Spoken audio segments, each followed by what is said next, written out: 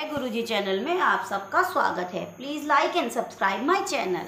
मैं अब आप लोगों को शिव पुराण कथा अध्याय 8 पढ़ के सुनाने जा रही हूँ।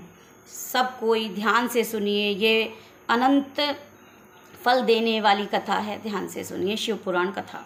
शिव पुराण महात्म्य समाप्ति के बाद से विश्वेश्वर सहित प्रथम अध्याय प्रयाग में सूत जी से मुनियों का तुरंत पाप नाश करने वाले साधन के विषय में प्रश्न, जो आदि और अंत में मध्य में नित्य मंगलमय हैं, जिनकी समानता अथवा तुलना कहीं भी नहीं है, जो आत्मा के स्वरूप को प्रकाशित करने वाले देवता परमात्मा हैं, जिनके 5 मुख हैं और जो खेल ही खेल में अन्यास जगत की रचना, पालन और सहार तथा अनुग्रह एवं तिरोभाव रूप 5 प्रबल कर्म करते हैं, उन सर्वश्रेष्ठ अजर अमर ईश्वर अंबिकापति भगवान शंकर का मन ही मन चिंतन करता हूँ। व्यास जी कहते हैं, जो धर्म का महान क्षेत्र है और जहाँ गंगा यमुना का संगम हुआ है, उस महापरम पुण्यमय प्रयाग में जो ब्रह्मलोक का मार्ग है, सत्यव्रत में तत्पर रहने वाले महातेजस्वी महाभाग महात्मा मुनियों ने एक विशाल ज्ञान यज्ञ का आयोजन किया।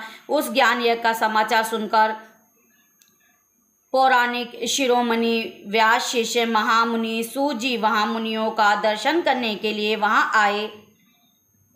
सूत जी को आते देखकर सब मुनि हर्ष से खिल उठे और अत्यंत प्रसन्नचित्त उन्होंने उनका विधिवत स्वागत सत्कार किया। तत्पश्चात उन प्रसन्न महात्माओं ने उनकी विधिवत स्तुति करके विनयपूर्वक हाथ जोड़कर उनसे इस प्रकार कहा, सर्वज्ञ विद्वान रोमहर्ष रमणी जी, आपका भाग्य बड़ा भारी है। इसी से आपके व्यास जी के मुख से अपनी प्रसन्नता के लिए संपूर्ण पुराण विद्या प्राप्ति के लिए की है। इसीलिए आप आश्चर्य स्वरूप कथाओं के भंडार हैं। ठीक उसी तरह जैसे रत्नाकार समुद्र बड़े बड़े सारभूत रत्नों का आगार है, तीनों लोकों में भूत वर्तमान भविष्य तथा और भी कोई वस्तु है, वह आपसे ज्ञात नहीं। आप हमारे सौभाग्य से इस यज्ञ का दर्शन करने के लिए यहाँ पधार गए हैं और इसी ब्याज से हमारा कुछ कल्याण करने वाले हैं, क्योंकि आपका आगमन निरर्थक नहीं हो सकता। हमने पहले कभी आपसे शुभाशुभ तत्व का वर्णन सुना है, किंतु उससे हमें तृप्ति नहीं होती और हमें उसे सुनने की बारंबार इच्छा होती है। उत्तम बुद्धि वाले सूत जी, इस समय हमें एक ही बात सुनी।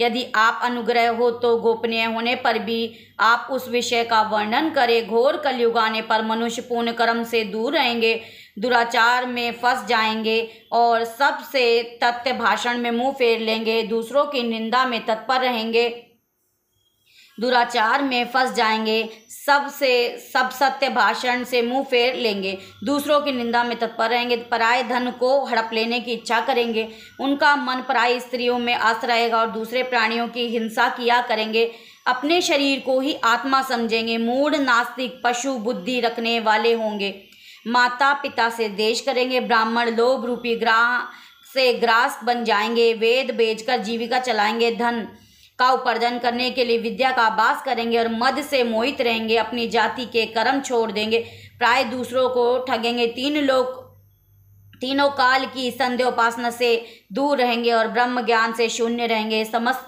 क्षत्रियों में सर्वधर्म का त्याग करने वाले होंगे, कुसंगी पापी और भय विचारी होंगे, उनमें शौर्य का अभाव होगा, वे कुत्सित चौर्य कर्म से जीविक चलाएंगे, शुद्धों का सो बर्ताव करें, उनका चित्त काम का कीकर बना रहेगा, वह संस्कार भ्रष्ट सर्वधर्म कुमार्गी धनोपार्जन प्रणय तथा नाप तोल अपनी कुसती विचार का परिचय देने वाले होंगे। इस तरह शुद्ध ब्राह्मणों ने आचार से तत्पर होकर उनकी कृति उज्ज्वल होगी, अर्थात वह अपना कर्म धर्म छोड़कर उज्ज्वल शेष भूषा में विशुभित हो व्यर्थ घूमेंगे। वह स्वभाव थी अपने धर्म का त्याग करने वाले होंगे, उनके विचार धर्म के प्रतिकूल होंगे, वह कुटिल और द्विजनिक होंगे, यदि धनी हुए तो कुकर्म में लग जाएंगे, विद्वान हुए तो वाद विवाद करने वाले होंगे, अपने को कुलीन मानकर चारों वर्णों के साथ वैवाहिक संबंध स्थापित करेंगे, समस्त वर्णों को अपने संपर्क से भ्रष्ट करेंगे, वह लोग अपनी अधिकार सीमा से बाहर जाकर द्विजोचित सत्कर्मों का अनुष्ठान करने वाले होंगे। कलयुग की स्त्रियां प्राय सदाचार से भ्रष्ट और सदा पति का अपमान करने वाली होंगी, सास ससुर से द्रोह करेंगी, किसी से भय से नहीं मानेंगी, मलिन भोजन करेंगी, कुत्सित हाव भाव से तत्पर रहेंगी, उनका शील स्वभाव बहुत ही बुरा होगा और वे अपने पति की सेवा सदा ही विमुख रहेंगी। सूत जी, इस प्रकार बुद्धि नष्ट होगी जिन्होंने अपने धर्म का त्याग कर दिया। ऐसे लोगों को इहलोक परलोक दोनों में उत्तम गति कैसे प्राप्त होगी, इस चिंता में हमारा मन सदा व्याकुल रहता है। परोपकार जैसे समान दूसरा कोई धर्म नहीं है। अंत जिस छोटे से छोटे उपाय इन पापों को तत्काल नाश हो जाए, इस समय इस क्रियापूर्वक बताए, क्योंकि आप समस्त सिद्धांतों के ज्ञाता हैं। बोलो ये भंडारी की जय, शिव भोलेनाथ की जय।